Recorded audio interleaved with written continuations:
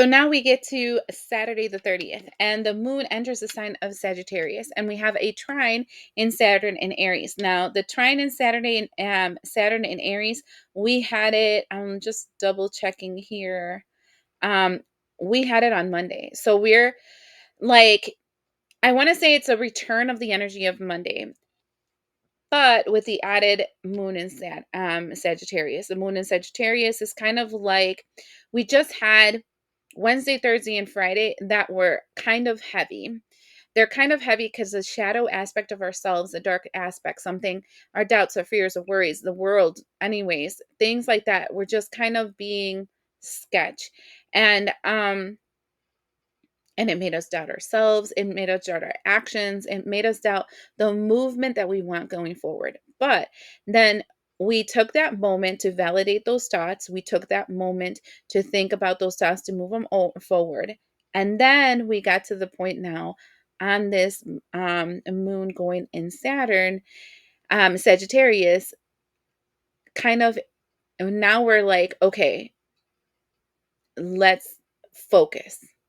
Saturn, Sagittarius, I keep wanting to call it Saturn, sorry. Sagittarius is all about like focusing your arrow in the direction that is for your greatest good. In other words, putting those blinders on and I just said that this is the person that I am, and I'm not going to let myself be distracted by anything else. And we're going to focus on this.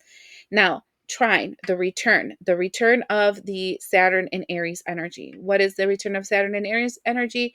It can be positive and negative. The return of discipline, the return of authority, the return of movement forward. It can be all these energies where, because I don't believe Saturn is necessarily a bad thing at all times. It is, sometimes we need structure, sometimes we need like discipline, and we need like contracts and agreements with ourselves and with people around us so that we can move in the direction that we need for our greatest good. I understand.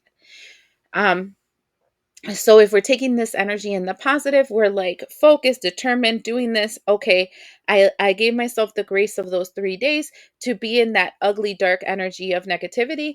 And now I'm going to get myself back on the ball and move in the direction that I need. Now, if we're taking this the other way, because not all of us are in the same vibration, right? Let's talk about how this can affect somebody. The energy of Sagittarius can be flighty, can be like undetermined, it can run away from situations because they don't want to feel restricted, limited, etc., etc., etc. So, and with this trine energy of Saturn in Aries, if you want to run away from something because you're fearful of feeling caged and limited and blah, blah, blah, right? Then the cage will feel bigger and more restricting and more limiting. And you will feel like, I just want to run away from this even faster. So you might have people expressing negativity, and this is hitting home really hard, negativity and doubtfulness and restrictions because they're scared of the commitments that are required for the direction that they're going in their lives. So when you're engaging with people, you'll see two types of people: the ones that are ready to do this, that are determined, that are going to move in the one direction.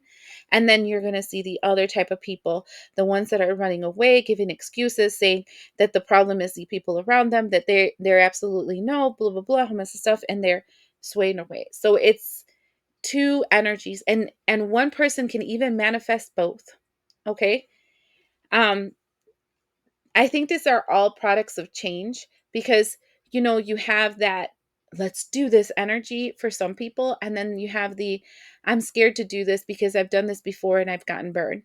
So keep that in mind when it comes to this energy. Give yourself grace, give others grace, especially, we can manifest these in different aspects of our lives. Like we can be very determined and direct and whatever when it comes to, let's say, work.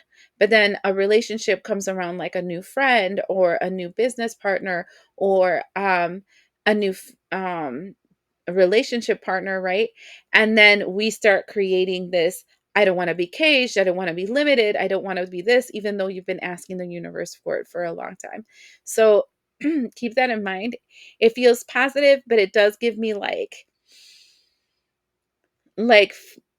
freaky energy too, because you're thinking to yourself, oh, I'm not sure if I want to get stuck in that contract and agreement for the rest of my life. Just know everything is cyclical and you don't have to be bound to everything for forever. Okay?